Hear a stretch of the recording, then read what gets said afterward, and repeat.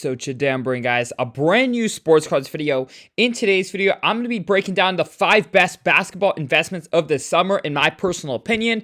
Now before we get into that, I did want to say this week's giveaway is an Aman Thompson Prism Silver PSA 10. It is around a $100 card. If you would like to enter for a free chance at an Aman Thompson Prism Silver PSA 10, all you have to do is subscribe, like the video, and comment the word done down below, and you will be automatically entered into this week's drawing for the Aman Thompson Prism Silver. Now, without further ado, we are going to hop right into the video, and in good theme of the giveaway, the first pick that I have on my list is actually Aman Thompson. We lined it up that way, and I truly believe that Victor Wembanyama leading this draft class has caused a wild amount of money to go into Victor Wembanyama's market. For this Prism draft class that dropped pretty recently, there's been so much hype around Victor Wembanyama that I think a lot of players are getting overshadowed in this draft class. I think Aman Thompson falls under that category of someone who I feel is very overshadowed right now, and leading into the year when there's a lot of eyes on the basketball card market, people are going to be looking for that next tier of rookies to invest in. And when I think of the next tier under Victor Wembanyama, Aman Thompson is right there. I think the kid has a really, really bright future. He's in a situation where I feel he has a lot of room to grow in Houston.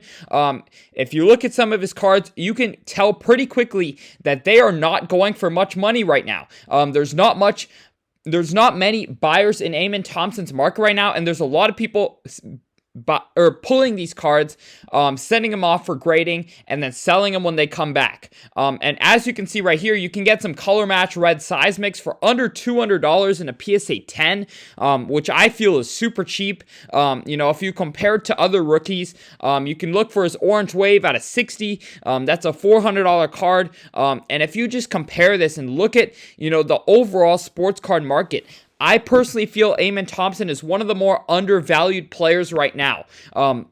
And if you just combine that with the factors that we just got out of basketball season last month, basketball is kind of at its low point right now, and leading into after the national, leading into the season and preseason, we're going to see a lot of hype around the basketball card market, and I think Aman Thompson is going to be one of the players that sees a big increase because of how low he is right now, because of obviously it being a new product. There's a lot of hype around the rookies from last year because you obviously can't invest in the rookies from this year because, the products haven't released yet. So I think leading into next year, there's going to be a lot of upside in Aman Thompson's market. I'm not saying he's going to have a big breakout year, but I think leading into the year, his cards are going to have a lot of hype, and are going to be a lot higher than they currently are right now.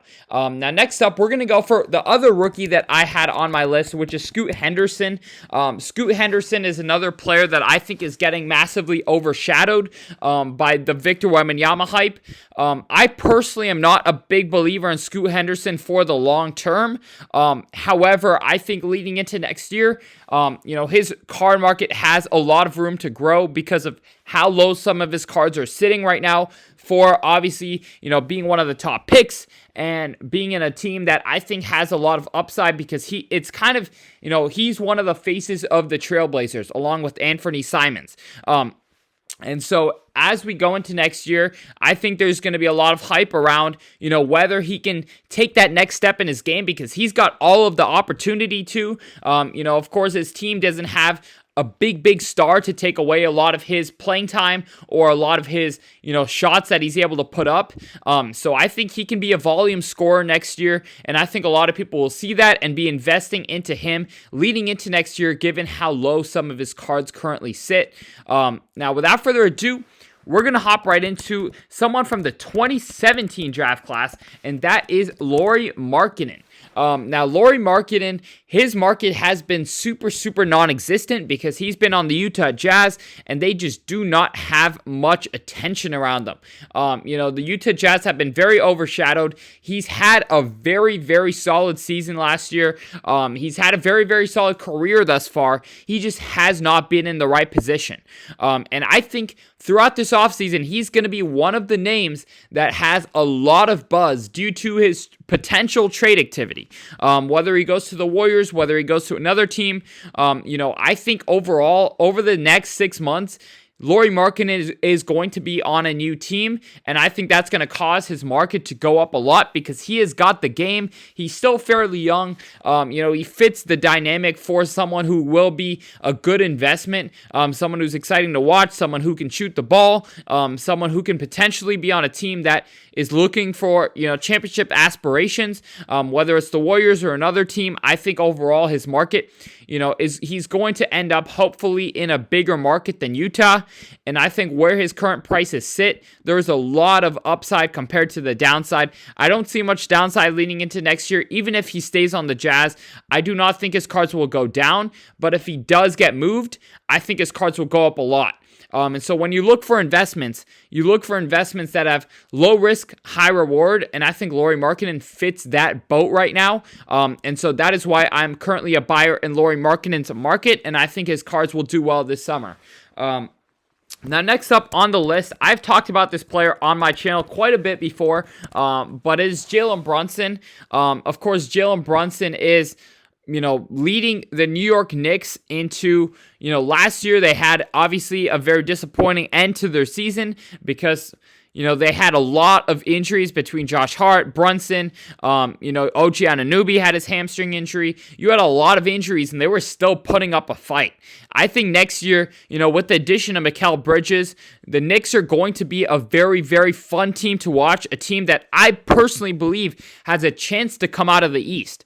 At least one of the contending teams in the East. And so if you look at that and then combine that with the fact that if you look at New York's fan base, and the media attention around the New York Knicks, I think overall, him leading that team, him still being fairly young, 27 years old, and being surrounded by some of the best defenders in the league, some of the best wing defenders that I think could match up very well versus Boston. I think the Knicks have a very exciting season ahead, and I think a lot of people are still a little bit lagging behind on the Jaylen Brunson hype train. I think his cards overall have a lot of room to grow. They're still sitting very low.